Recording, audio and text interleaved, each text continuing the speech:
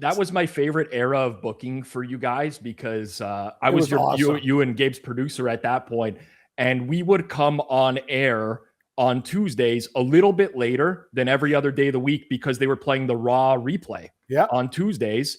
So we would have a full wrestling crowd. So I would just book wrestlers to come on. I don't know if you remember Rick Martel. The model. Cam? Oh, yeah. The model. Cam, Gabe, I am now the top realtor for Royal LePage in Montreal. I go, dude, yeah, good for you. Ricky goes, oh, I sell a lot of houses for Royal LePage. And then we have like what, Rob, I'll give him credit. So what kind of fucking network's doing this? Norm from Cheers, Joe Montana from Criminal Minds and Simpsons, Raven, Rick Martel, Home Improvement. Al Borland from Home Improvement. Like we just had random people. How you doing? You having a good day? It was awesome. Pat Mayo Experience.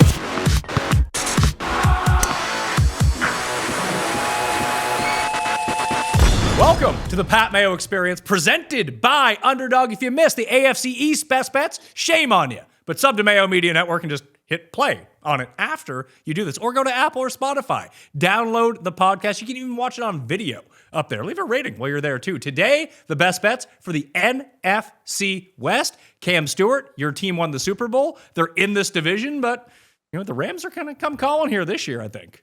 They are. Before I get to this, Pat, I have a tip for people who are moving and doing rentals. Okay. Phil Collins had an album called No Jacket Required. My album's called No Bin Required because it's $800 or whatever for the hauling fee. Rob, all I do, my neighbor comes up to me and goes, hey, Cam, let's talk. I go, because they sold their house real quick. I go, what do you got for me? He goes, I'm a principal at an elementary school. There's no cameras there, but there's cameras at high school. He goes, I got 2 empty bins for you. So I made 7 trips in my Corolla with carpet and padding and a bunch of fucking sticks with nails in it and saved myself almost $1,000. So guys, if you're moving and you can find a guy, fuck it. Everyone's like, don't illegal dump. You know what? Half of those places don't have cameras anyway. But yes, the Seattle Seahawks were an amazing story last year. Oh, this is the worst Super Bowl ever. Boring. I'm like, this is the best. And me and Visey and Vince are just fist pumping all day long, Rob. It was great. And you know what? I give the Patriots fans a lot of credit. They went up to me, hey, Cam, congratulations on the win because, hey, I still have that Super Bowl with Marshawn Lynch and like now I can shake it off. Actually, I can't, but we should have had another one. But you know what I mean? At least we got another one, which is good. 10.5 wins at coolbet.com if you're in Canada, outside of Ontario. Hit the description, get yourself a bonus, and go bet at coolbet.com. Before we get into Seattle, though, Jared, how did illegal dumping work out for you? Oh, yeah. Poorly. He called me young man and told me not to come back. He was like, is there anything in there? No, just did you get a ticket? No, he said he took then my you're doing license fine, plate number. Jared. Don't worry about it. There's lots of bins out there. The guy called you young man. Wow, whoa. No, when you get $1,000 ticket, then and next thing you know, you're throwing down outside a bunch of fucking rotten chicken and seagulls at the bin there. That's a problem. But you didn't get a ticket. Who cares? He talked down to you a little bit, but you still got rid of your shit. Well, it was at a funeral home, so it made me feel way worse. Oh, that's horrible. That's sorry. Spot Jared. Now I'm getting the rest of the story. Even a guy like me, Cam Stewart, who's Rob said it, like, I'll take your lunch. I'll do a lot of things. Dumping at a funeral home is fucking unacceptable. Well, it was in a bin. It wasn't like I put it on the fucking headstones. Find a halal restaurant, like Chinese. Just find a restaurant or find a school. You don't go to school is the way to go. Elementary school dumpster on the property. Rob, the best thing about school dumpsters, they're always empty. Yep. Brilliant. Those kids, they don't throw shit in the garbage. We can't play anything anymore. These kids can't even bring balls to school anymore. Don't worry about it. What, a couple loose peanut butter sandwiches because you got a nut allergy? Get bent. Throw it in the damn school. Don't, Jared? That's disappointing. I really like you too, but man, that's shitty. Yeah, no, I think you're a great guy, but what the fuck are you doing dumping at a funeral home? Well, I'm just curious where the line is, that's all. The funeral home is the line. Okay, that's the line. Okay. Yeah. When you get into the deceased, you don't mess around. You don't mess with dead people in bins. Just fucking find a school or a fucking like a restaurant. Just get it done. Well, even a drugstore, you can spin this another way. Like, what do the dead people care about the extra garbage? At least people are eating at the other spots. Home. Well, they're not throwing the bodies in the dumpster.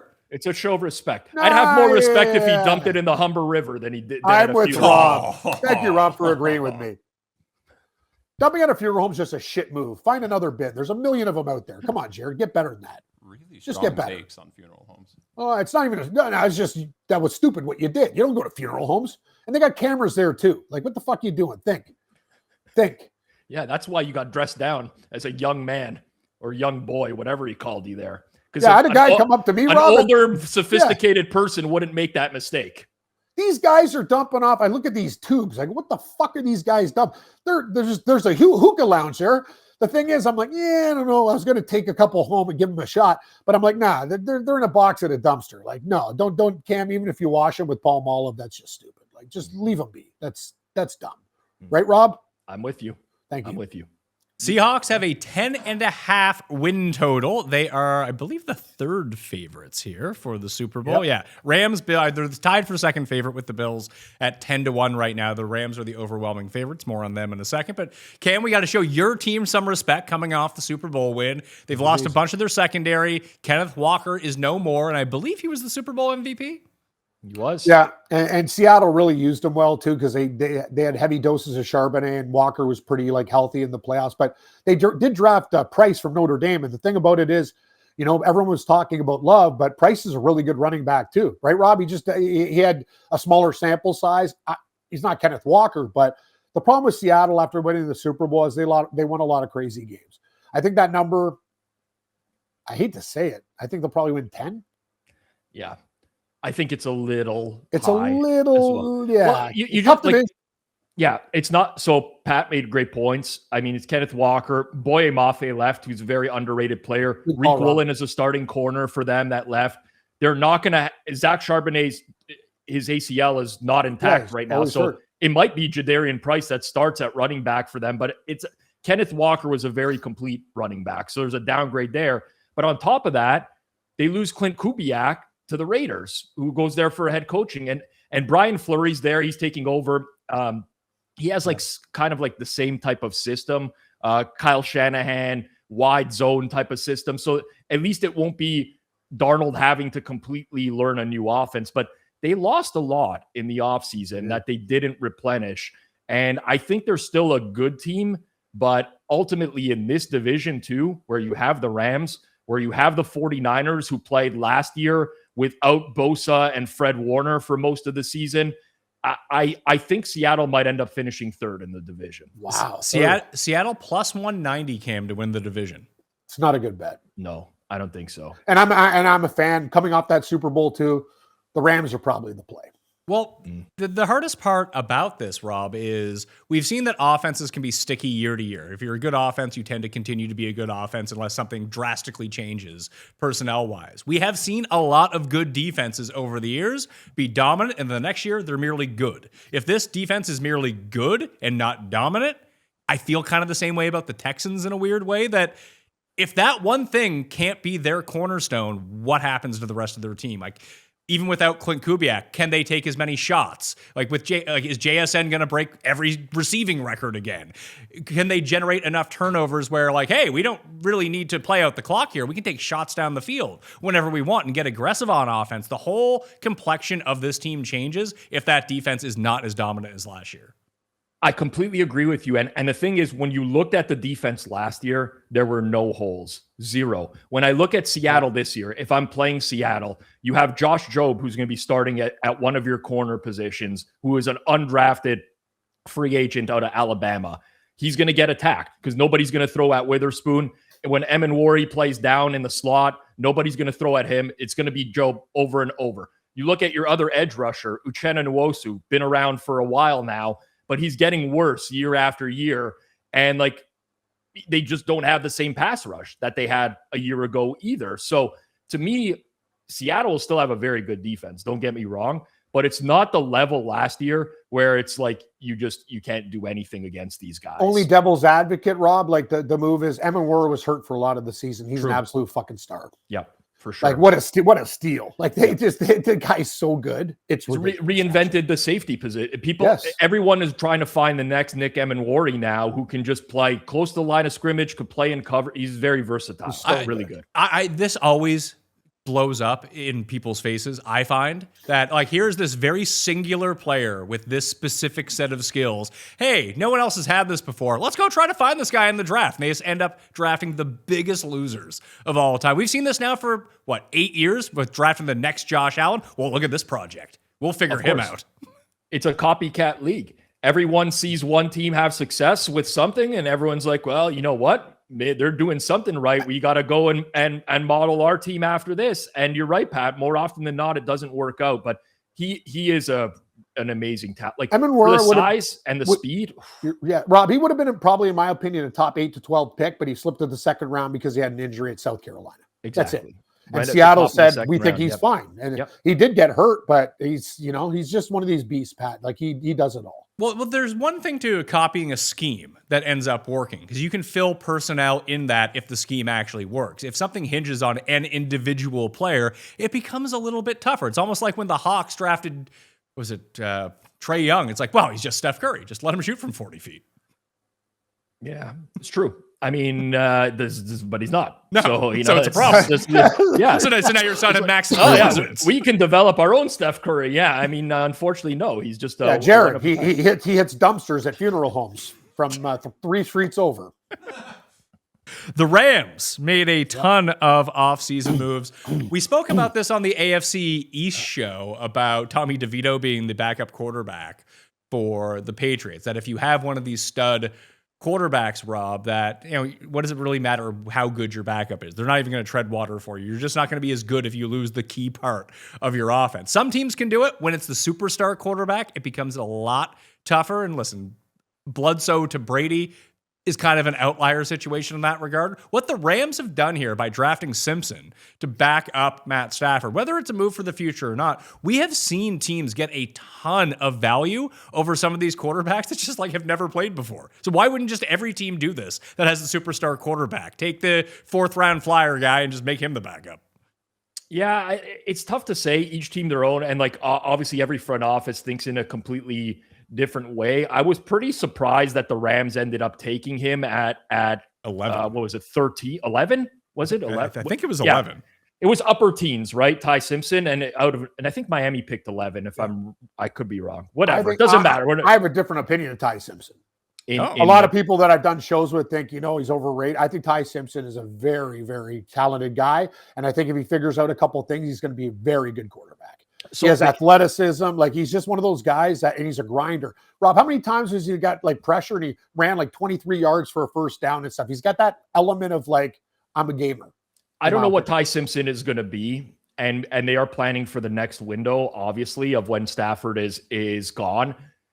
At first, I did not. I still don't like the pick because I feel like the Rams could have probably traded down and still got Ty Simpson. That's my biggest complaint. But if you look at the Rams on paper, guys, they are an amazing team. And if Aaron Donald comes out of retirement, the front 7 on defense is absurdly good. They addressed cornerback by signing both Chiefs starting corners, Trent McDuffie and Jalen Watson. The offensive line is really good. The only issues I see the only issue I see for the Rams is if Puka Nacua or Devontae Adams go down, they're very thin at receiver outside of that. Jordan Whittington, Kanata Mumfield, Xavier Smith, or if Matt Stafford goes down. But Rams to win the division to me is a great bet right now. I know it's a tough division. I don't know if they're going to win the Super Bowl, which is in LA this year, but divisional bet with this squad, there's no weakness right now for the Rams going into. Did the Super Bowl they win? It was in Los Angeles where they beat the Bengals. Correct. This is why this is the rumor of why they loaded up again this year for a home Super Bowl game. But bringing in Myles Garrett opposite of Byron Young on the other side, who had a breakout year last year, plus the defensive line, Poona Ford was fantastic last year. Kobe Turner. If Aaron Donald comes out, Cam Curl, he's coming. Listen, he's coming out of retirement based solely on the fact that Cuss said on this show that Aaron Donald is so washed that he could block him. How old I don't even know why you bring Cuss on the shows anymore. Come on, what is this for bait clicks? What are we doing here? He's only 35. It's not I know he's been out of the league now for several years, but it could be one of those classic situations too, where he gets himself into football shape.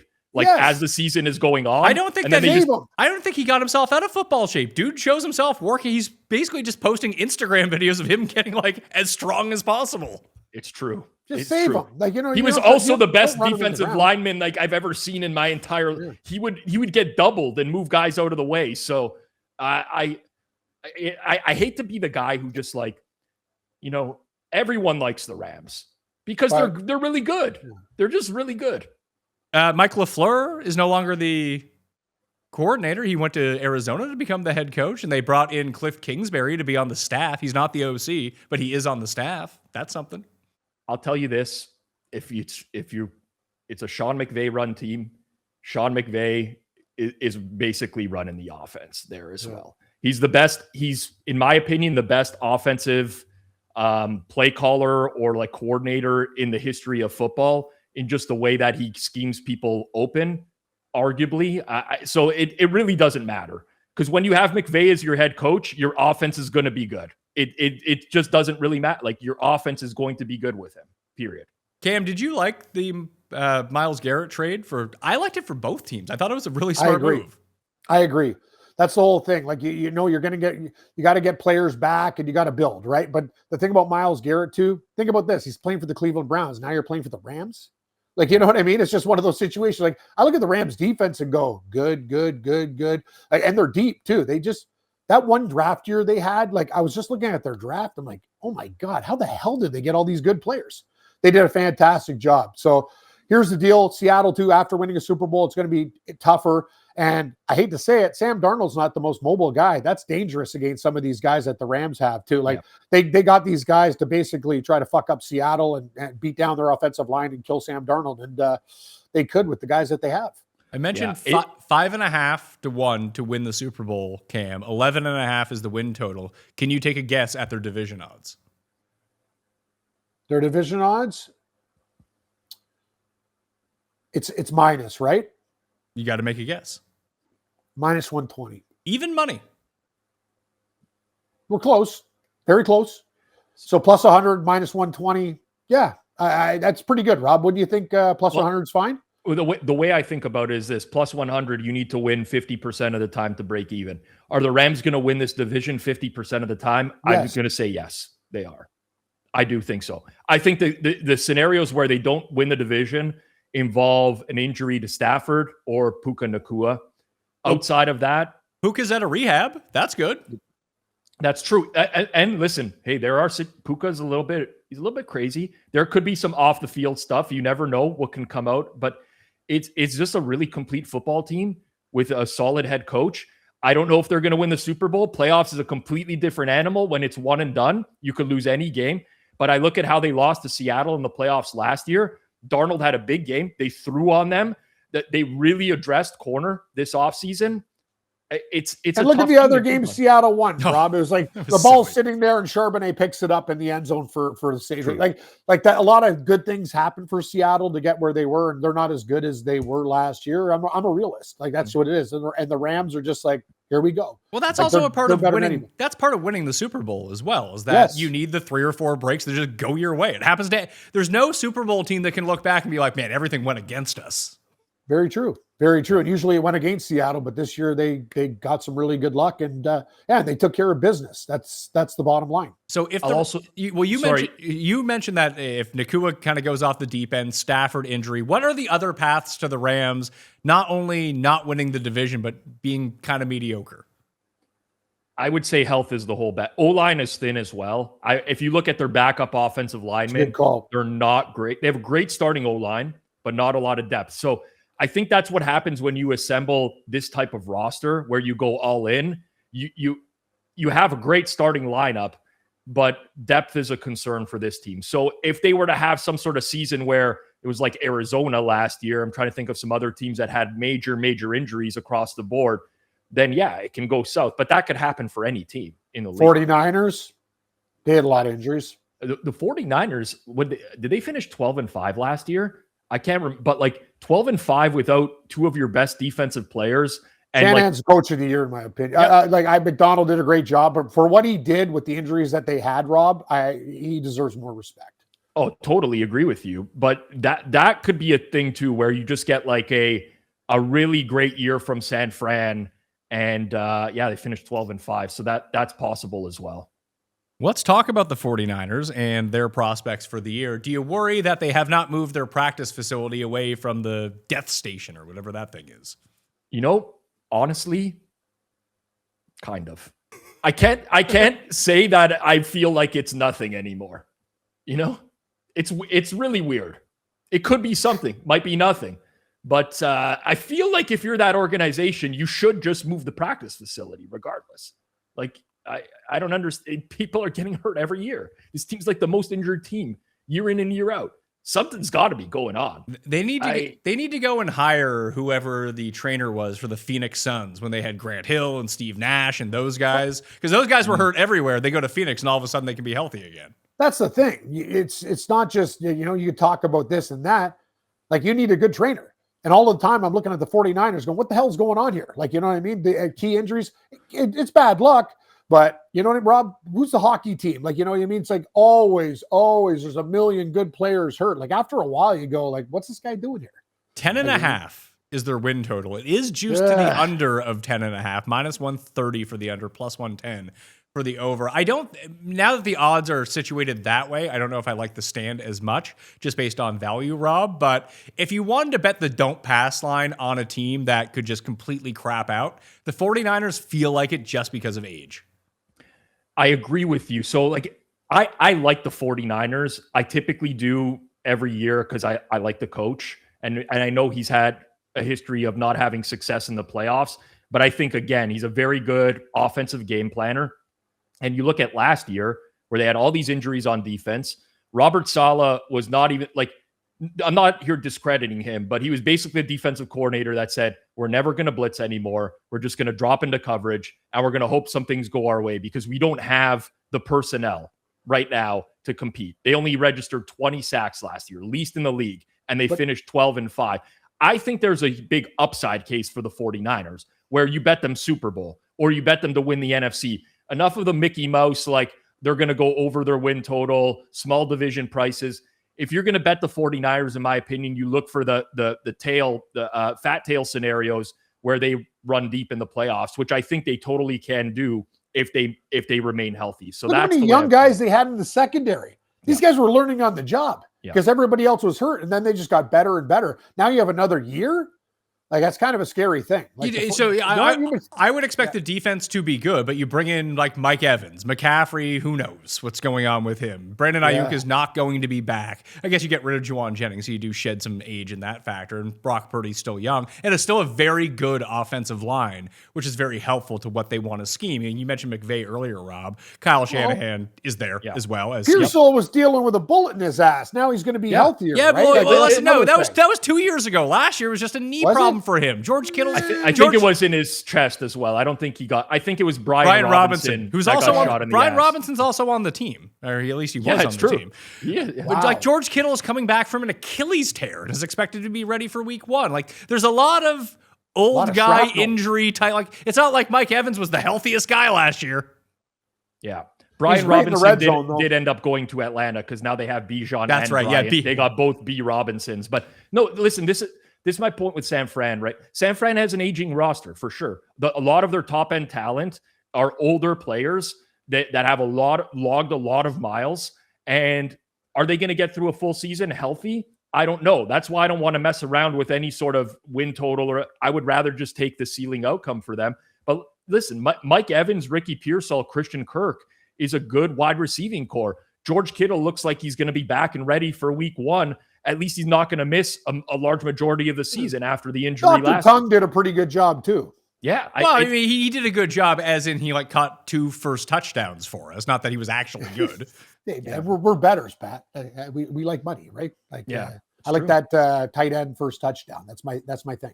But Nick Bosa being back is huge. They didn't have a real edge rush last year. Fred Warner being back is huge. Those are two like. Bosa's got to stay healthy. Of course, but they don't. They don't. Yeah. They don't because they're practicing next to an electrical field. Of course, they're not staying healthy. They got to move that facility. They did hire Raheem Morris to replace Robert Saleh. Raheem Morris, defensive guy, fine. Never again as a head coach. He's not a head coach, but defensive coordinator, absolutely. No problems with Raheem Morris there. That's where his ceiling should be. But they have a good defensive mind in Morris. They got a good offensive mind in Shanahan. Of course, they're aging, like I mentioned, but again, they won 12 games last year with literally we could have been on the field on defense for them and it wouldn't have made a difference. Like that's what good offense in the league can do. And the 49ers are going to have a good offense. Basically, you broke it down. That's why you have Seattle in the 3-hole. 100%. Another big issue though, I do got to say, these guys have Australia and Mexico City game, I believe this year. Yeah. There's going to be some real travel miles. There always are on the West Coast teams. Don't get me wrong, because they're on the West Coast. But I can't remember the exact number, but when I looked at it, I think it was something like 38,000 miles they're traveling. Personally, that's bullshit. It really is. You look at all these other. I know you're playing in the West, but you have to give them excess. You know what I mean, Rob? Oh no, sorry.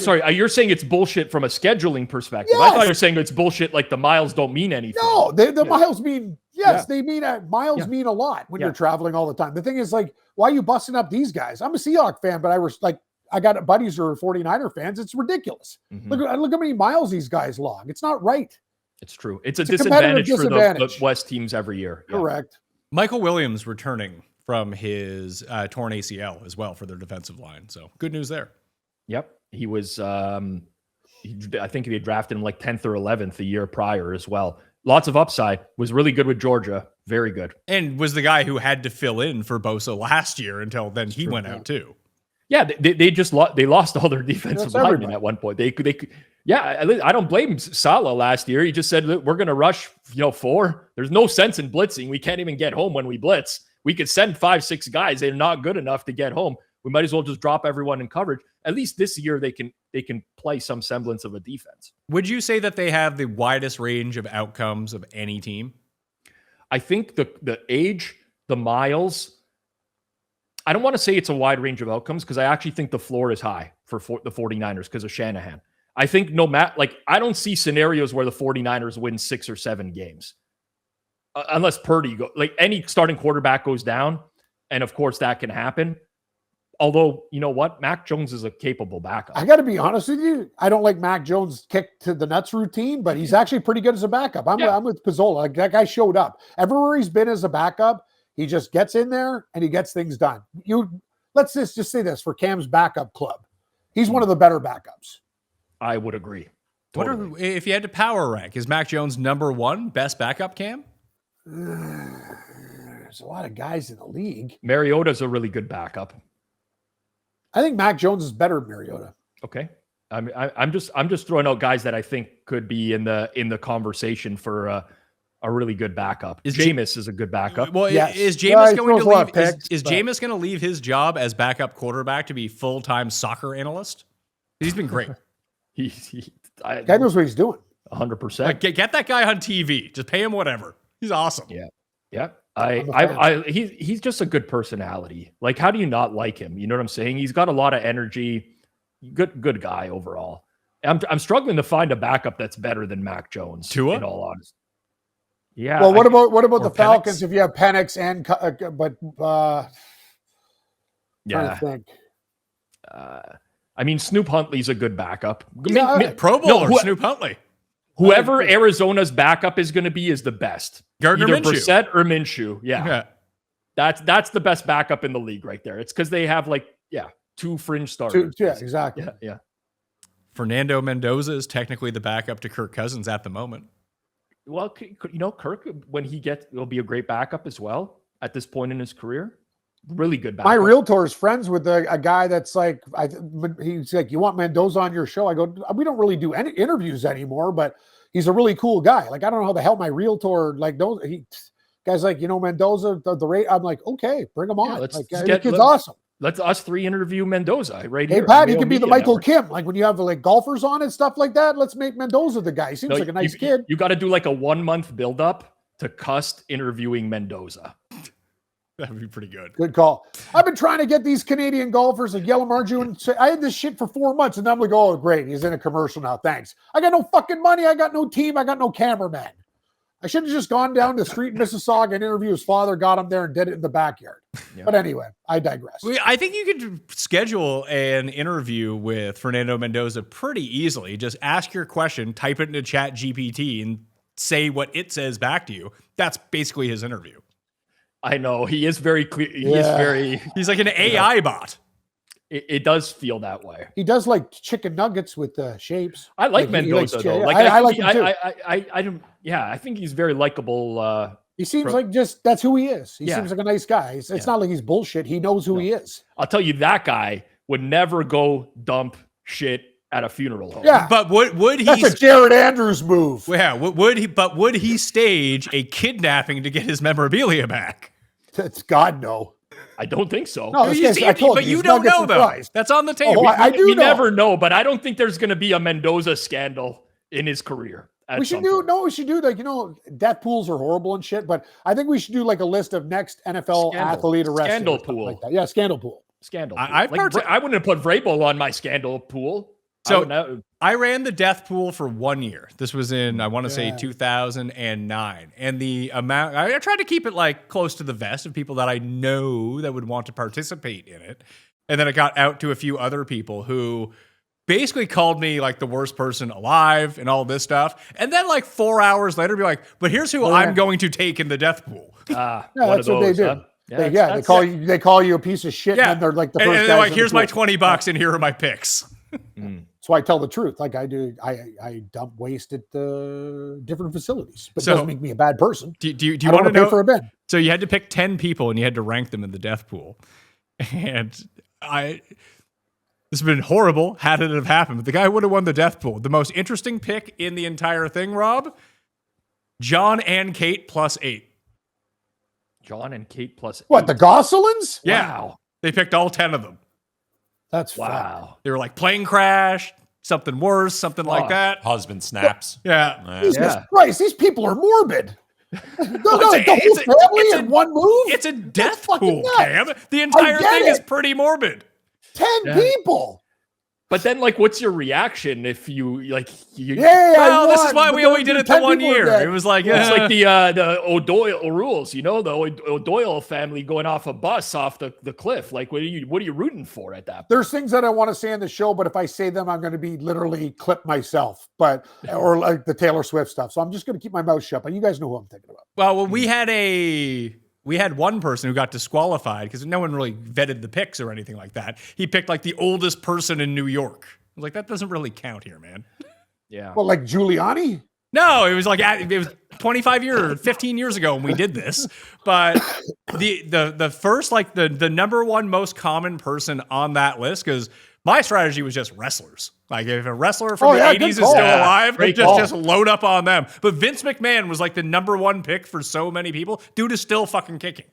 I don't know how that's possible, man. That guy must have consumed so many steroids in that one. Like Vince McMahon was when he was like, what a villain he was, though, man. Still is the corporation. Oh, the corporate ministry. Remember that? I tell you, if we're going back to 99 for wrestling, we're doing well here. I subscribe to a few like Twitter and Instagram things from like when the WWF era of wrestling. Yep. Like, I think maybe it's just because I turned 15 and then got interested in other things and stopped watching. But did we have it the best in the late 90s in the Attitude Era? Or is that just us remembering it that way? No, we did.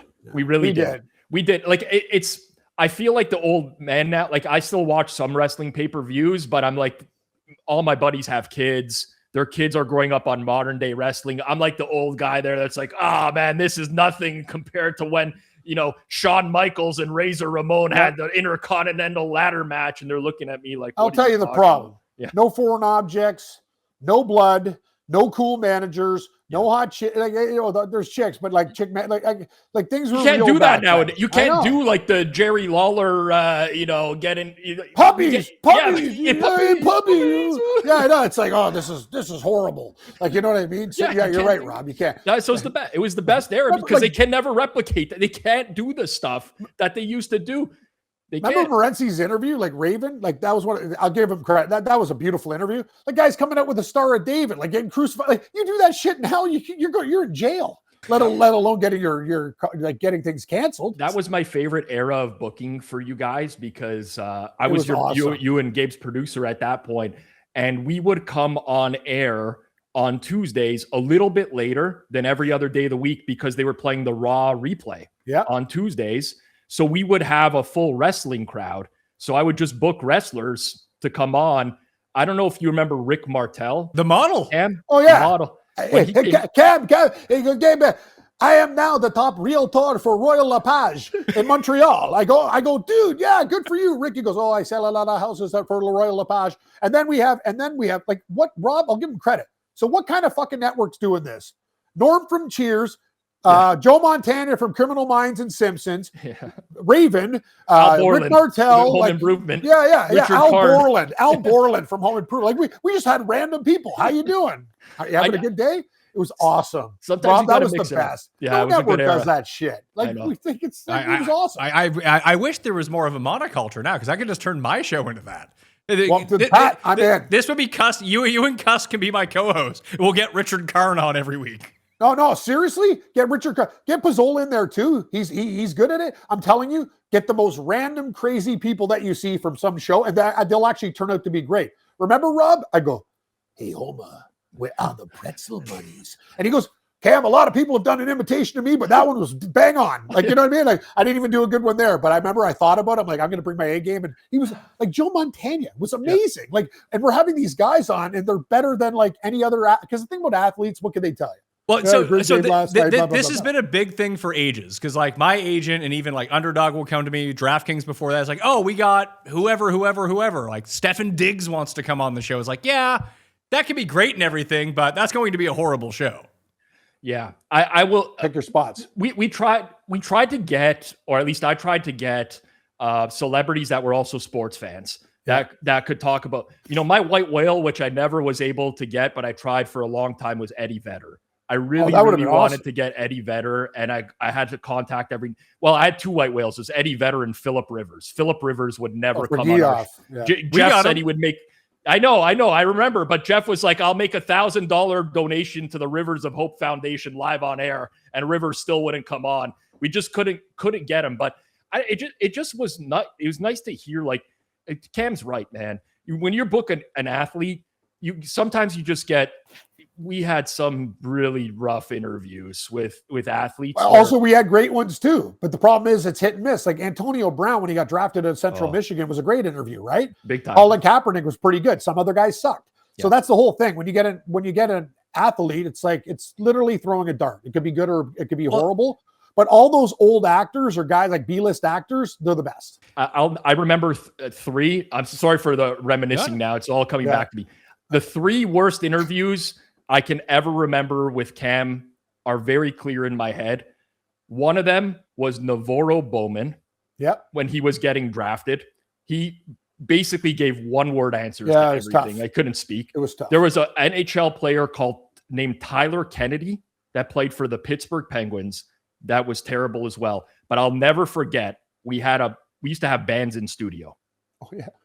And the score was tied to Roadrunner Records label, which was kind of like a metal label. So all my favorite bands would come, Kill Switch, Engaged. Like, we had Collective Soul in studio. Those guys were hardcore. Anyway, we can't get into the stories. I got to get going pretty soon. I got to take my dad to the doctor. But I'm going to tell you a story. Whatever you see, the metal bands are like, hey, honey, I'll be home soon. Like I have yogurt. Like, you know what I mean? And then Collective Soul will come in and they're like, let's party. Like the softer the band, the more hardcore they were. There was one band that's still kicking. I don't listen to them, but they were called Clutch. And we had them in studio. And man, it was the worst in studio segment you could ever. Yeah, that was rough. Like it was rough. Bad. It's like these guys had never. Like the singer came in. I'm like, you're on the mic. Like you're the guy in front of the crowd trying to get people fired up. These guys just had another pro tip, Pat. Exactly what Pizzola says. Don't get these bands like Collective Soul and shit like that. Like. Kind of like a couple hits or whatever. Those are the bands you want on the show because those guys actually talk. And you think like the metal bands or whatever are going to be cool. Yeah. I think Precious Declaration counts for 20 hits. Precious Declaration. Shine.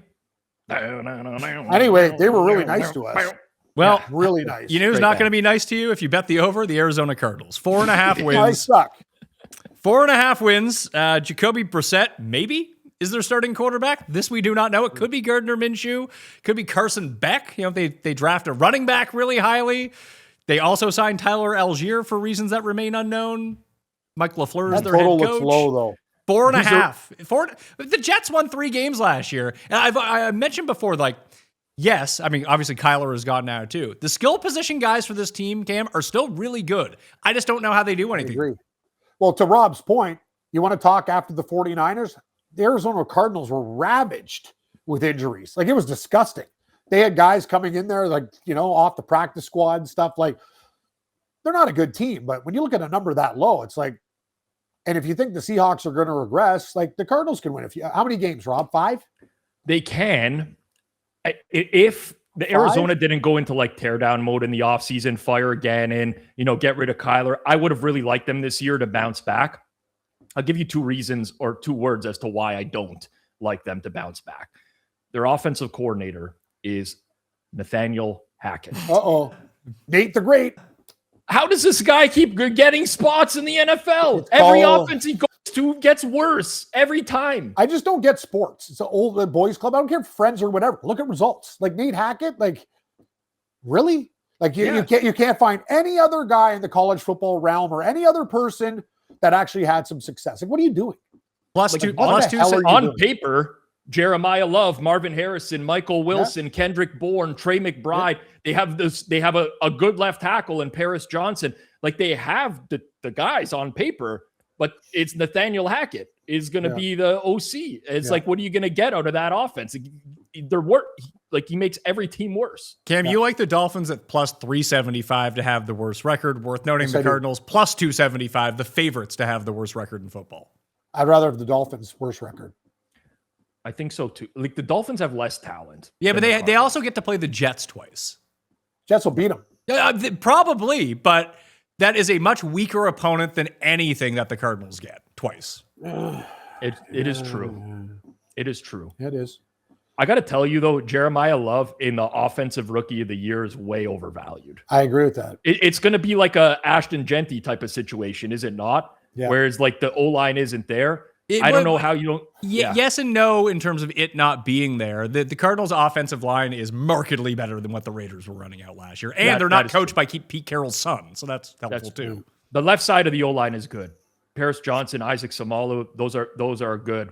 I in that market, Jordan Tyson for the Saints, like, when Chris Olave inevitably gets hurt again, Jordan Tyson is going to eat like 1 million reception targets a game. Jordan Tyson's plus 650, Love 3-1, Mendoza 4-1, Cardell Tate 5.5, Jordan Tyson 6.5 to 1. Then you're into like Price. I mean, why not Price? We talked about the Seahawks 9-1. Cam, yeah, it's a pretty good price. But I like Pizzola's guy with the Saints, because the thing is that you look at the receiving core, everybody gets banged up, and this guy Shuck's got to throw to somebody. That's the whole thing. And Tyson was an animal in college. Yeah, like, he's really good.